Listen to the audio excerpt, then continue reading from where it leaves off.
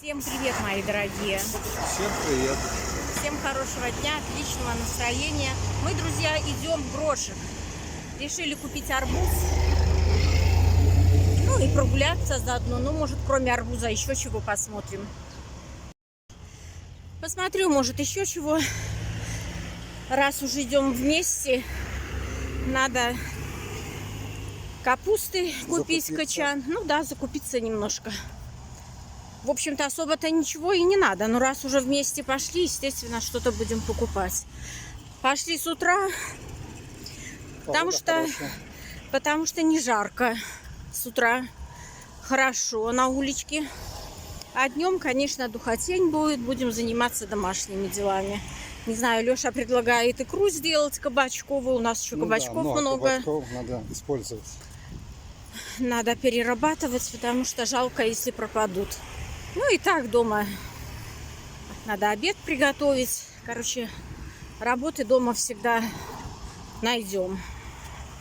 Мы, друзья, в Грошике, немножко покажу вам цены. Цены, конечно, у нас не дешевые. На виноград цену не нашла.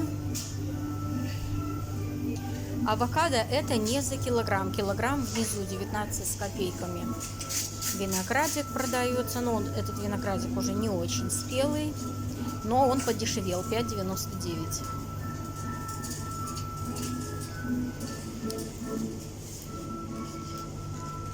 Помидоры тоже какие-то не очень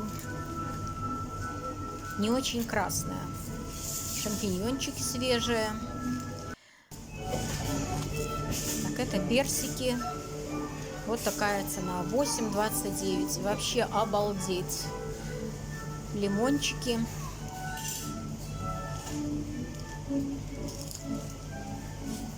Нектарин 7,39. Ну, а это арбузы. Мы долго выбирали арбуз. Вернее, выбирал Леша. Я только присутствовала при этом. Он тут и искал такой арбуз, чтобы и хвостик был сухой, и чтобы звенел арбуз. Ну, короче, искал. Нашли какой-то арбуз. Дома покажем какой. Смотрите, какая цена на яблоки. Обалдеть. Перчик тоже зеленый совсем, 2,89. Перчик мы брать не стали. Но это цена на капусту, друзья. Морковь недорогая, 75 копеек за килограмм. Лучок рубль 39, по-моему. Так, ну а это картофель 95 копеек. Кофеек скоро надо будет купить. Сегодня я не покупала, но так цены посмотрела. Вот такой хочу кофе купить я себе. Нескафе Крема. Но это в следующий раз.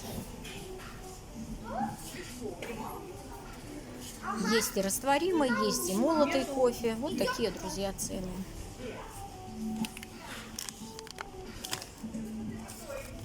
И недорогой цикорий. Неплохой этот цикорий. Я уже покупала такой. И хорошая цена на него. Конфеты здесь тоже более-менее такие цены приемлемые. Поэтому, ну, то, что мы любим, не было. Мы любим здесь аэрофлотские покупать конфеты. Их, к сожалению, не было. Ну, в следующий раз, я думаю, что подвезут. Они часто здесь бывают.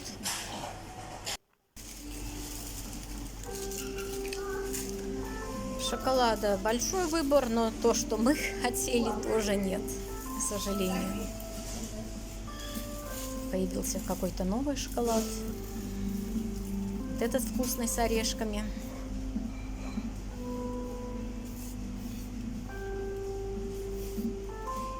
Генеральский неплохой шоколад. И вот этот наш белорусский Спартак тоже вкусный, хороший шоколад.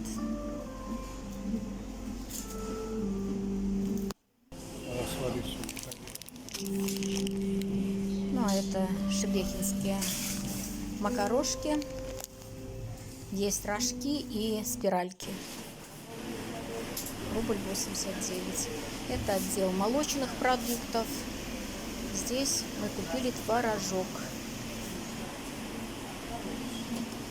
Такие цены.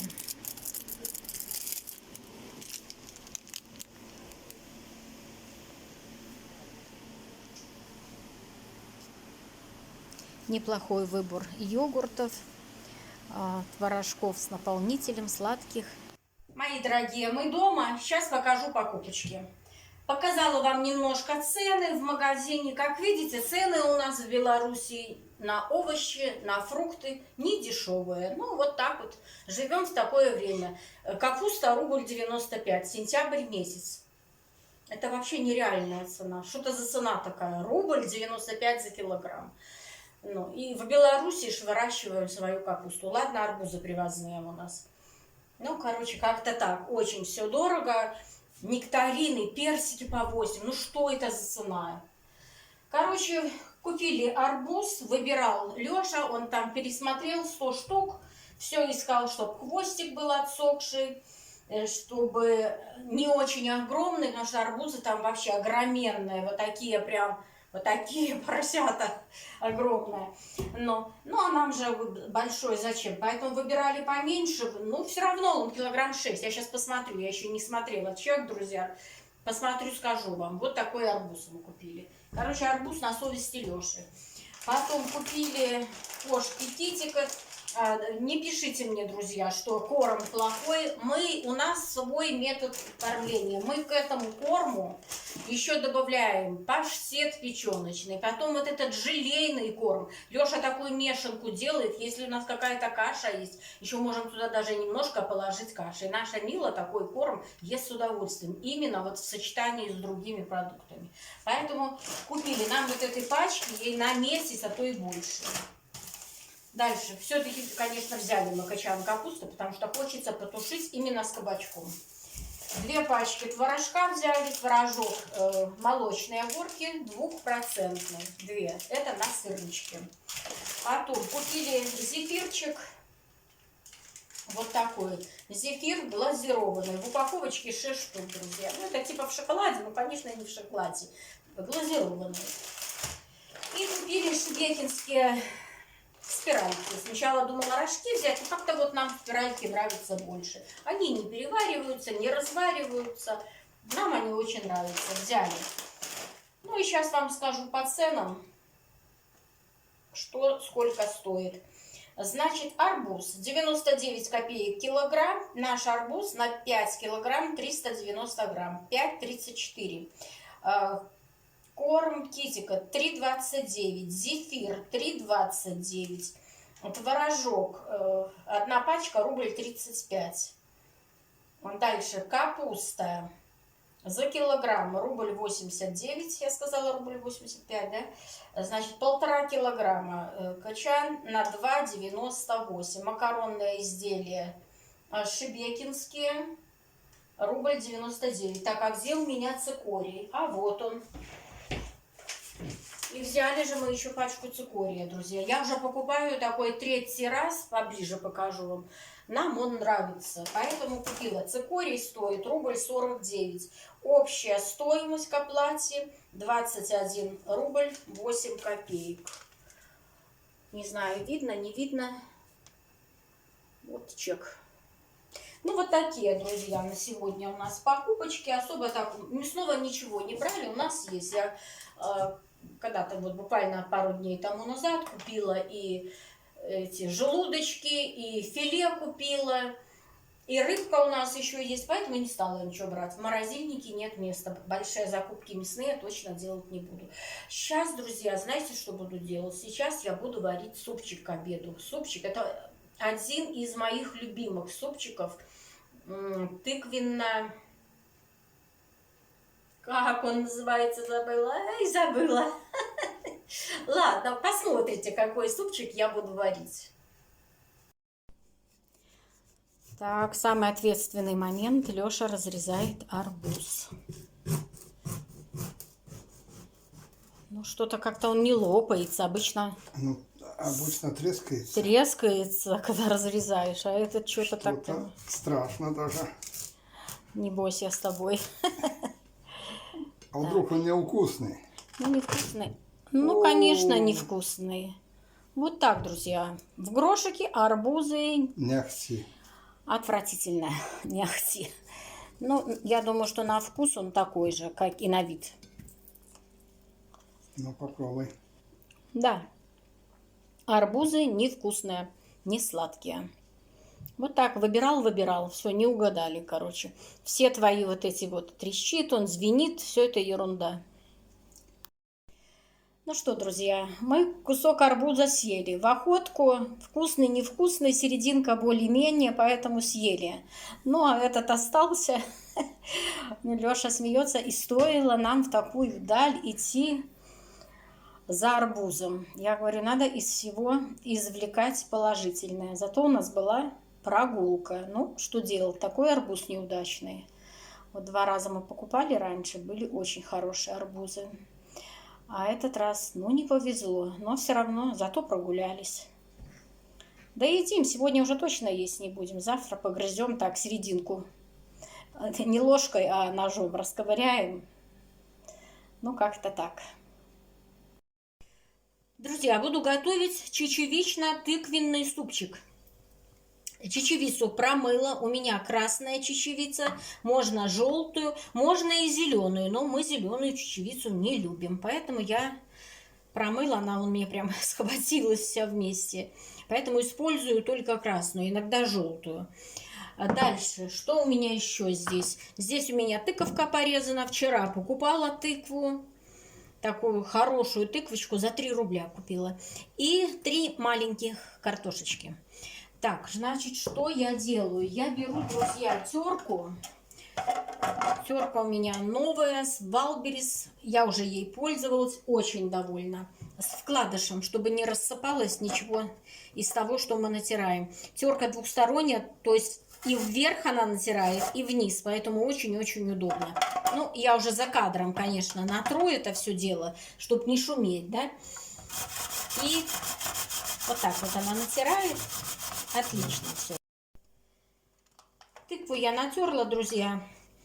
Я иногда варю, знаете, кусочками. Тыковку отвариваю кусочками, картошечку, а потом перебиваю все блендером. Я готовлю суп-пюре. Но сегодня я решила сделать на терке натереть. Если она разварится у меня, тыковка, то, возможно, даже я не буду и блендером перебивать. У нас сегодня какие-то перебои со светом. Уже 2 раза отключали свет. Поэтому кто его знает, а вдруг не будет. Поэтому сделаю так. С картошечкой я поступаю точно так же. Натираю на терочке. Натерла я картошечку. Ну, картошку можно не добавлять, друзья, в этот супчик. Если бы я делала для себя одной, то картошки бы в моем супе не было бы. Я бы только тыкву, овощи, ну, я покажу, что дальше буду делать, и чечевицу. Но так как будет есть этот суп муж, естественно, то я добавляю для сытости немножко картошечки. Так, у меня уже мяско отварилось. Я его сейчас достану из бульона и буду закладывать продукты. Мясо я уже вытащила с супа. Все, закладываю чечевицу. Вот прям она у меня, промыла ее, так она прям комком схватилась. Так, сейчас она у меня закипит. Я сниму пенку, потому что у чечевицы, как и у горохового супа, сразу появляется пенка. А потом буду закладывать остальные продукты. Так, чечевица закипела, пенку я сняла. Так, теперь сюда картошечку.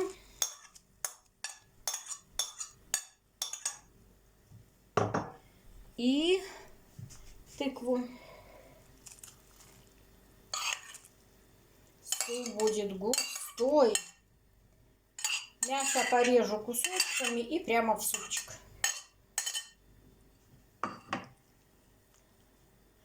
Так. Ой, какой густой супчик. Класс. Мы такой любим. Настоящий будет суп-пюре. Наверное, я даже блендером его перебивать не буду. Сейчас разварится. Будет нормально. Сейчас только положу специи. Значит, что я, друзья, сюда ложу?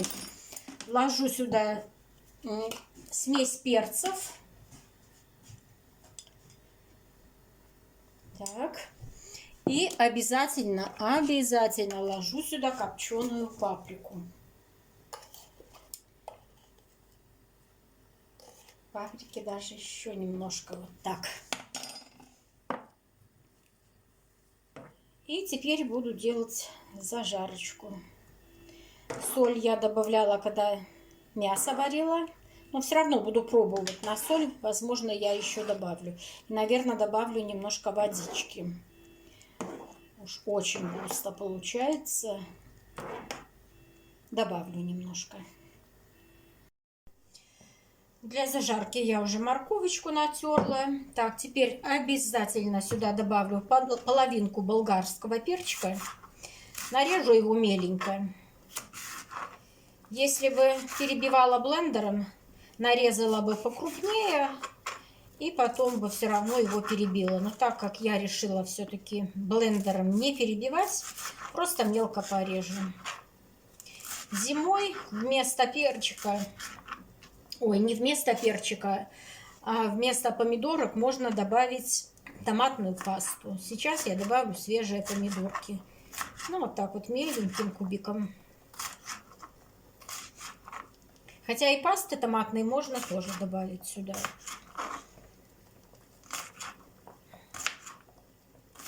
Перчик красненький, супчик будет такой красивый.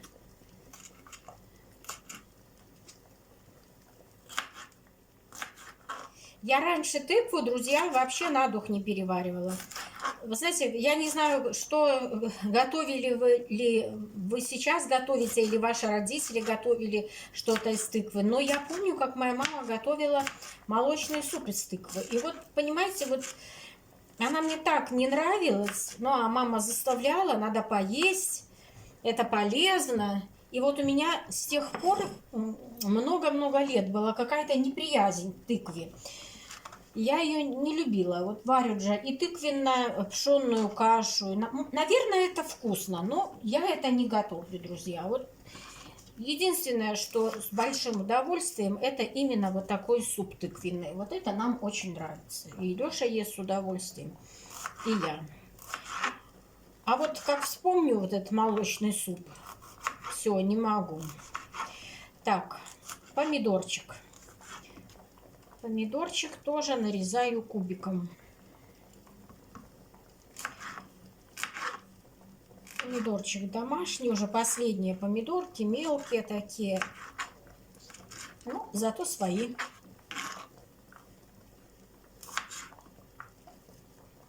Так, вырезаю ненужное. И тоже меленьким кубичком.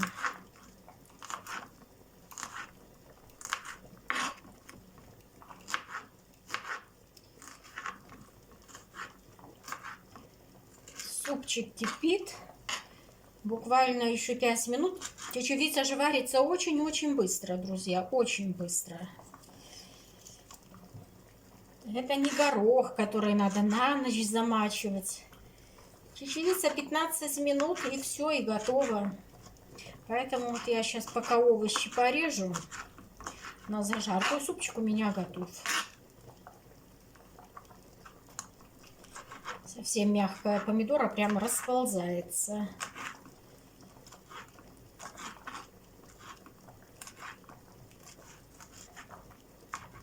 Так. И останется порезать лучок. Так, немножко уберу свое рабочее место, чтобы было чисто.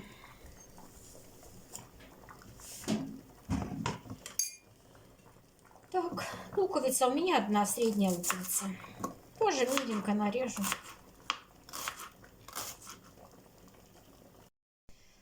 Лучок я порезала, и теперь пару зубчиков чесночка тоже порежу. Мелко, можно на терке натереть, можно через пресс пропустить. А я уже так решила порезать кусочками, да и все.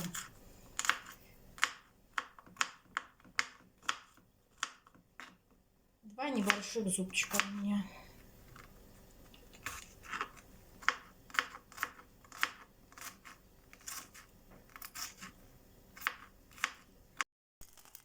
Осталось только овощи обжарить. Сковородка разогрелась. Морковочку добавляю.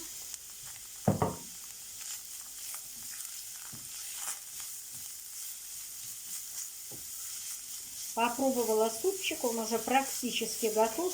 Немножко добавила водички, поэтому сейчас закипит, и я его буду отключать.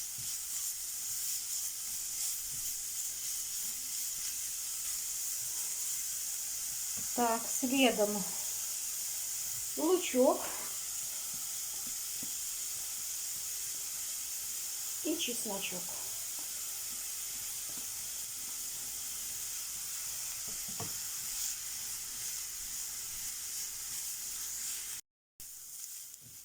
Так, теперь добавляю перчик с помидоркой.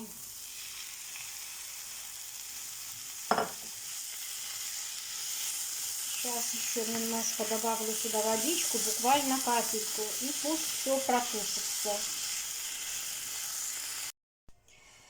Супчик, друзья, готов. Осталось добавить зелень и буквально вот довести до кипения вместе с зеленью. И все, и остается разлить по тарелочкам.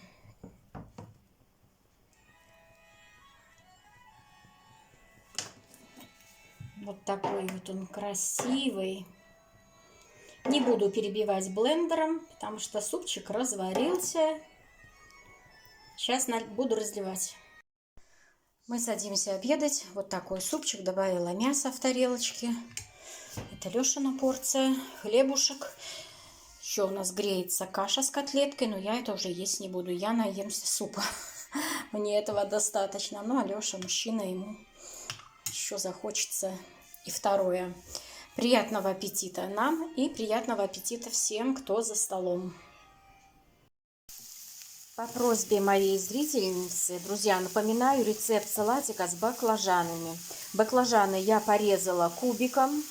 Можно, конечно, старое видео посмотреть. Ну, оно снималось не так давно. Ну, раз уж меня попросили, я, конечно, покажу еще раз.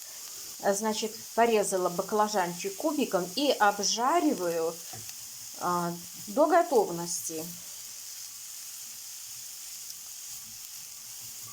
Масла много добавлять не надо. Я в первый раз, когда готовила, добавила много масла, потом это все выкладывала на бумажное полотенце. Ну, короче, не надо. Можно обжарить спокойно на небольшом количестве растительного масла. Теперь сюда же я выкладываю порезанный кубиком болгарский перчик и продолжаю обжаривать.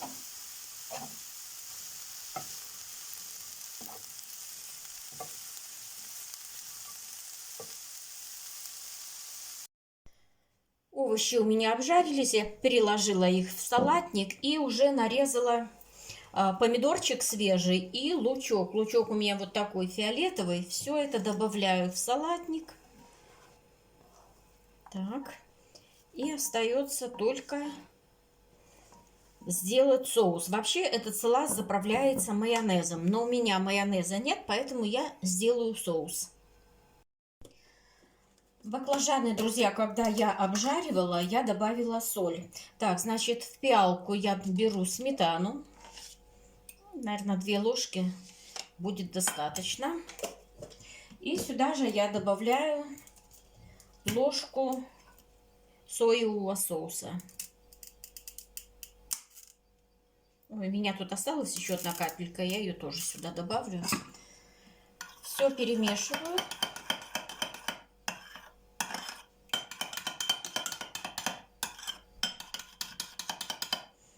Так, теперь 2 зубчика чеснока пропускаю через чеснокодавилку прямо сюда в соус.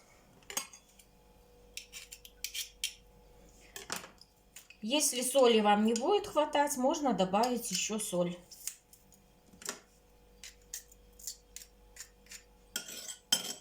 Так, еще раз все перемешаю и заправлю салатик. Чуть не забыла сказать, что в салатик я еще добавляю зелень. У меня зелень петрушки, можно укроп, кинзу, если любите. Все, что у вас есть. Кстати, лук можно не репчатый, а зеленый добавить, но мне больше нравится с репчатым. Так, и все, теперь осталось только заправить соусом.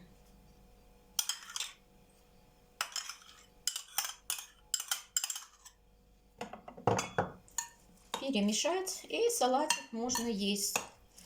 Очень вкусный салат, друзья. Баклажаны получаются, даже чем-то напоминают грибы.